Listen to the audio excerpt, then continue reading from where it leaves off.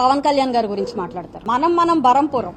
ఇప్పుడు ఎందుకమ్మా మీకు అది? పవన్ కళ్యాణ్ గారు మీరు కూడా నేను కూడా ఒకటే సామాజిక వర్గం అని గుర్తు చేశారు మీరు. నేను పవన్ కళ్యాణ్ గారిని, చంద్రబాబు నాయుడు గారిని ఇద్దరిని నేను లా అండ్ ఆర్డర్ ని కాపాడమని నేను అడగడం జరిగింది. నేను అడిగితే మమ్మల్ని వాళ్ళు ప్రశ్నిస్తున్నారు. పవన్ కళ్యాణ్ గారు మీరు ఇప్పుడు గుర్తొచ్చారా, మీకు ఇప్పుడు గుర్తొచ్చారా అని మమ్మల్ని ప్రశ్నిస్తున్నారు. నేను వాళ్ళని సూటిగా అడుగుతున్నా, పవన్ కళ్యాణ్ గారిని తల్లిని తిట్టి మీరు ఓట్ల కోసం వచ్చేసరికి మీకు పవన్ కళ్యాణ్ గుర్తు రావచ్చునా? లోకేష్ గారికి ఇదే చెప్తున్నాను, నేను మీకు అండగా ఉండి 15 సీట్లు పశ్చిమ గోదావరి నుంచి ఇస్తే మీరు నా తల్లిని దూషించారు. తెలుగుదేశం పార్టీని, లోకేష్ గారిని క్షమించను, మర్చిపోకండి.